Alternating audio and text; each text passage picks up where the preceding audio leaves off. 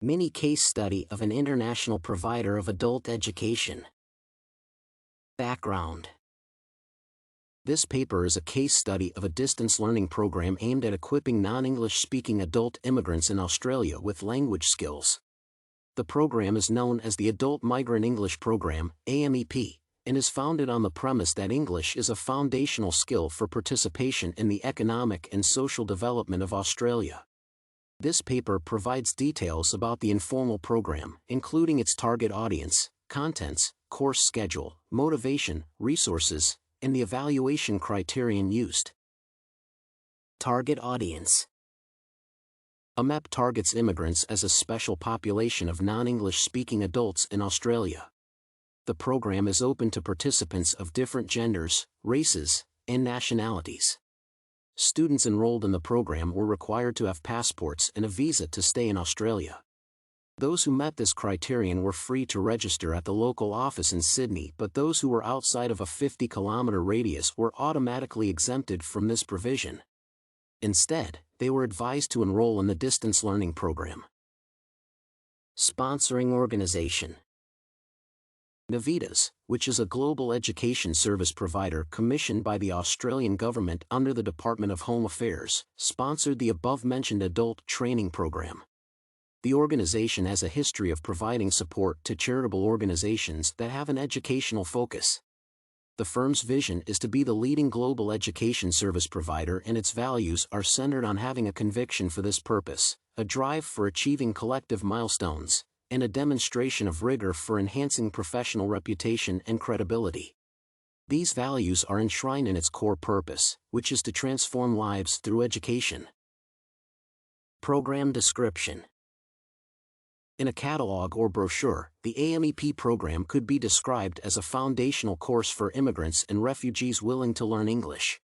From an experiential standpoint, it gives learners the flexibility to study the language at home and network with partners on the same platform. The course includes 2 weeks of work placement where students study English in spoken and written forms. Students who enroll in AMEP are automatically registered with the Certificates in Spoken and Written English (CSWE), which is an accredited course in Australia. There are 4 main levels of certification: Pre-Certification Level, Certificate 1, Certificate 2, and Certificate 3. In offline and online sessions, volunteer tutors are expected to spend between 3 and 4 hours a week with their students. Similarly, students are allowed to undertake their studies in morning or evening sessions, whichever is suitable. Operation and schedule of program. The AMEP program allows students to learn in different ways. The first one is classroom studies, where students attend physical lessons in the school setting. The second format is done online, where teaching occurs through distance learning.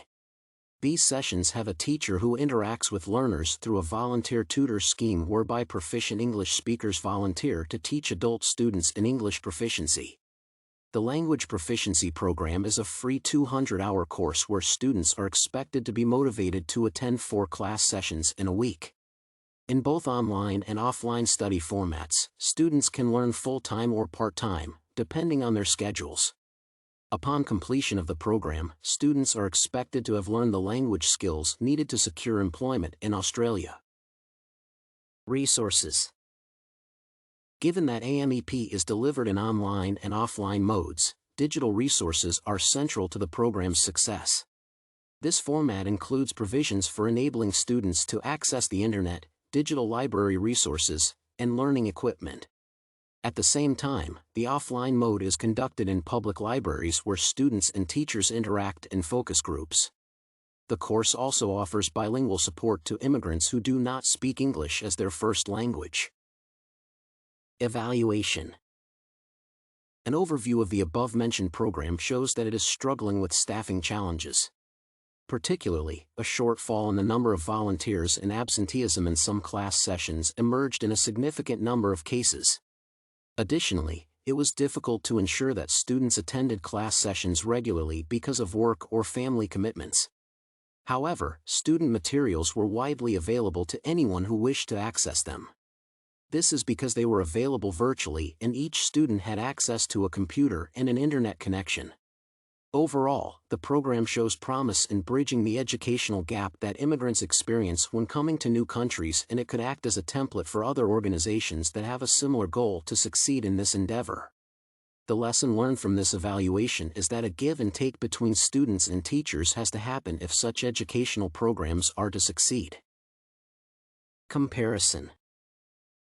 A MEP could be compared with a similar program developed by the Center for Immigrant Education and Training, CIET, in the U.S., which also strive to equip learners with English-speaking skills to secure employment in the U.S.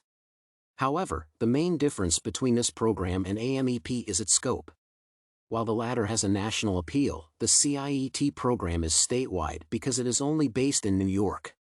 Additionally, unlike the AMEP program, which exclusively focuses on adults, the CIET has an expansive scope of participants, including adult learners and their families. Differences in objectives also abound because, unlike AMEP, CIET not only strives to help immigrants get jobs through English proficiency learning but also equips their families with the skills required to be good citizens. Therefore, the U.S. model includes citizenship and work support, while AMEP is solely focused on work support. These differences provide the grounds for realizing varied program outcomes.